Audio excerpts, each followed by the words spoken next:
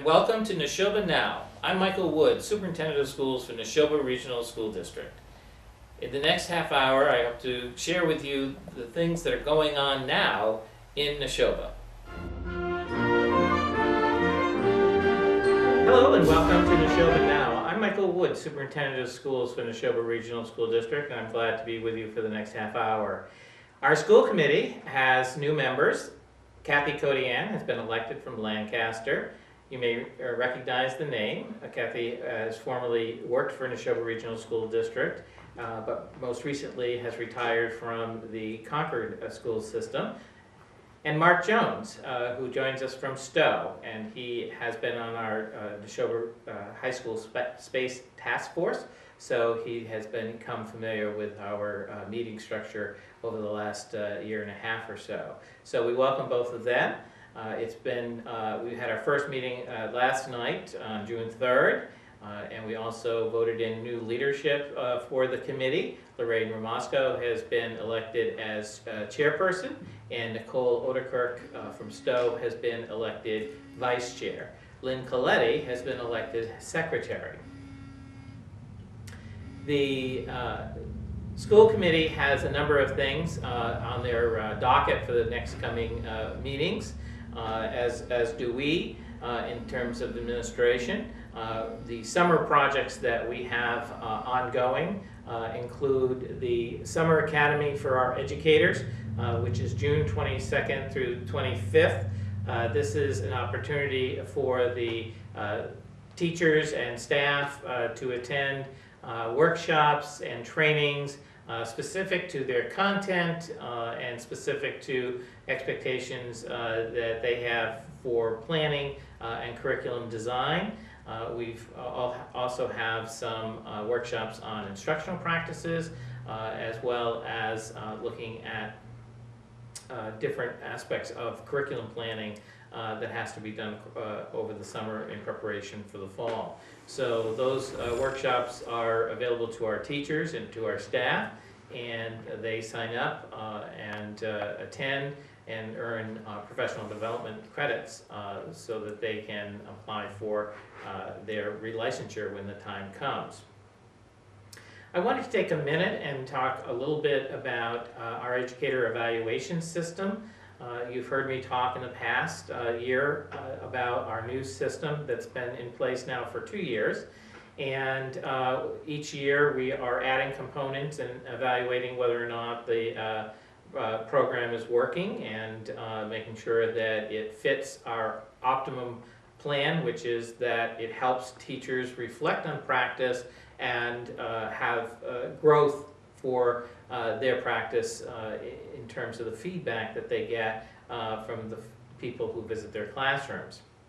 The next component that we're looking to add is actually a student survey component, which we've been piloting in a few classrooms in the last couple of weeks of the school year. And in fact, before this school year ends, every classroom educator will have a survey to use with their students and to survey at least one class that they teach so that they can have feedback from students. And this will be at least K through 12, and this will give us an opportunity to really understand how to collect data from students and how teachers can then use that data to inform their practice through their goal setting with principals in the following year. So that might be something that your student comes home and talks about, that they were asked to do a survey. We're even doing it with our kindergarten and first grade classes, and it'll be obviously in a different format, and so we're looking at how that works in terms of the kinds of results that it can give our teachers. The piece of work that our school committee will be spending time on in the next couple of meetings and through their subcommittees into the fall is looking at our district improvement plan. That is always a time-consuming aspect of their work. It helps them set their goals for the school year and long term, but it also gives them an opportunity to reflect on where our previous goals are in terms of results, and make sure that we are on track to meet the goals that we had laid out in prior years. So we just completed a very involved school climate survey, and that has given us a great deal of feedback that we'll be taking a look at and unpacking the results for ideas about next steps with those areas that the school committee agrees upon. And certainly we'll be adjusting the work, the goals of the work that is being a part of the district improvement plan. We'll use other data as well. Certainly budget data is an important part of that work, so that we don't overexpand what we're capable of doing when we don't have the resources to actually do it. So we want to make sure that both are in line with one another. One aspect of our district improvement work has been looking at space and technology and making sure that we have the necessary space for the quality of education that we want to provide our students and the kind of environment we want to have for our staff. The work that our space study for the high school has been involved in has included a lot of conversation and data collection around what the current high school layout and room availability and course availability have in terms of what we're able to offer all of our students, and how that leads to providing a comprehensive curriculum so that all students can reach their full potential. That group will continue to meet, and we have a report, an interim report, ready for our school committee.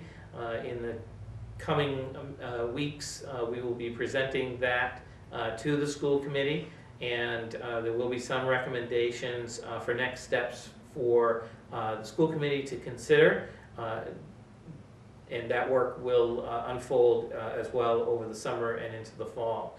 And we hope that by December is a kind of a long-range benchmark for a milestone, that we will be in a place for some type of more concrete recommendations for actual next steps to address the needs that the committee has identified. I'm sure that the work of that committee will continue in some form. Right now it's a task force. One of the steps that the school committee could take is making some decision about the status of the task force being elevated to a full committee, possibly a building committee, or something of that sort, to then further the conversation around how to address and look at possible solutions to address the space needs that the task force has identified.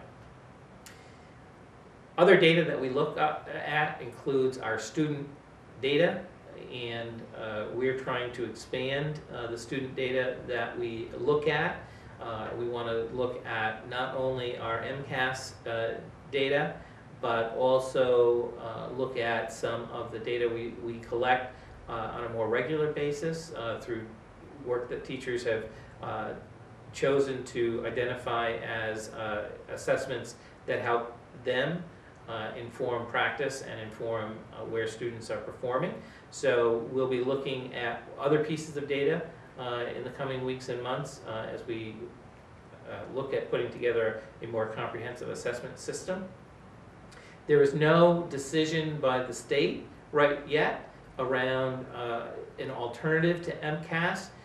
The Board of Education has one more meeting in June, and then they'll be meeting in the fall to make a determination.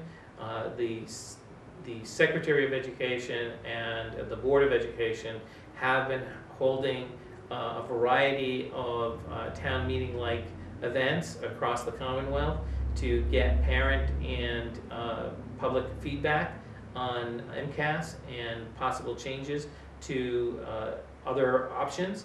And so that will be reviewed and looked at, and a vote by the Board of Education at the state level will make a determination as to whether or not MCAS continues, or if it doesn't continue in its current form, what changes might be coming ahead. Regardless, we will have MCAS completed this year for all of our students, and at least for the sophomores, MCAS would continue in its current form at least through the class of 2018. The other aspects of the assessment system that we're building includes our standards-based assessments that we have built into the student schedule so that we can inform parents as to how students are performing relative to standards. And then we also have the work that teachers have been doing relative to what we call district-determined measures, which are teacher-designed assessments often that help the teachers inform their practice on a more regular basis. And we want to be looking at that data as well to see if there are things that can help teachers, help our curriculum planners and writers, as well as inform how students are improving overall. One area that we are very excited about is that our related arts teachers have designed their own assessments, and they're very practical and related to their work. So I think that because we value related arts as such a big part of how students learn and how they can demonstrate learning, it's important that we also have assessments to show that kids can grow in the related arts as well. So we have a good idea of what our assessment system looks like. We're also concerned about the time that assessments can take away from general instruction and the social nature of learning. So we want to be sure that we really have a good balance, and we don't use assessment as just a ruse to take away instructional time. We want it meaningful to teachers, meaningful to kids, meaningful to parents, and that's always foremost in our minds as we look at our design model. The district budget, on a totally different front, has been passed. Two towns, Stowe and Lancaster, have concluded their annual town meetings for the fiscal year FY16, and only Bolton has yet to complete their budget process, and they have another town meeting slated for June 8th, and so we will certainly be represented there to answer any questions that Bolton residents have relative to our budget, and we'll be happy to participate however the town moderator would like us to. I think the presentation that was done on the prior meeting will not be repeated, but we'll be there to answer any questions that Bolton residents have. We're happy to participate in any way possible to answer those questions.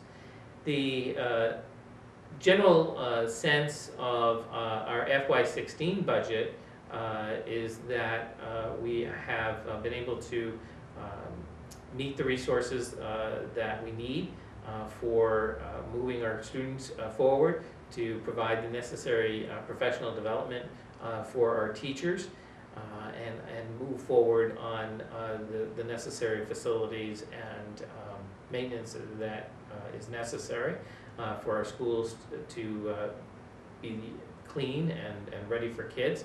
The facilities projects that we have outlined for this summer is a very busy schedule. We do have a number of projects in play for the facilities department.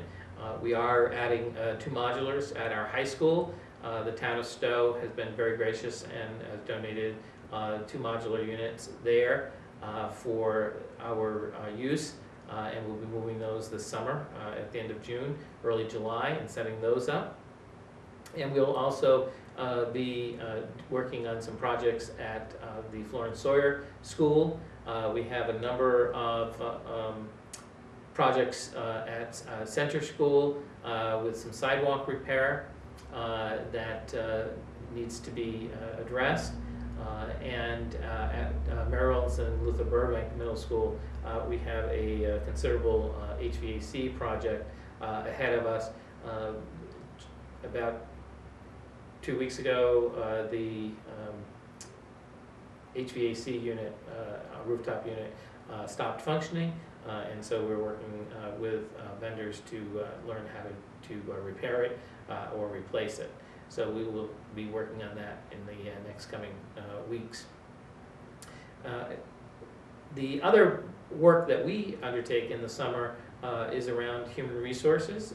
We do a considerable amount of hiring during the month of June and July for our professional staff, and then we hire our instructional assistants in August. And so with teachers who are retiring, we work early on to work on hiring staff to replace those educators, and then when the budget's passed, we work toward putting together interview committees for deciding recommendations to the principal for the hiring of those candidates, and that will be hopefully done between now and usually we're done by the end of June so that we can have teachers involved in those interviews. Sometimes they do extend into July just because of the timing of things and some last minute decisions by faculty that create new openings. But for the most part, we should be done with all of our hiring by the end of June. So we'll be, each of the schools will be updating their websites with their new staff probably at the beginning of August. And so that's something that you can look forward to. The last item that I just wanted to talk about is just a reminder to parents and to students that we do have ways to address year-end balances that students may have on account. Usually it's with food services, and you can check online what your child's balance is. Those accounts are, especially with food services, that is a enterprise fund, which means that it acts independent of our operating budget, and so it needs to close its books annually on June 30th. It is also supported by federal funds and state funds, so it operates as its own unique little business overseen by the district.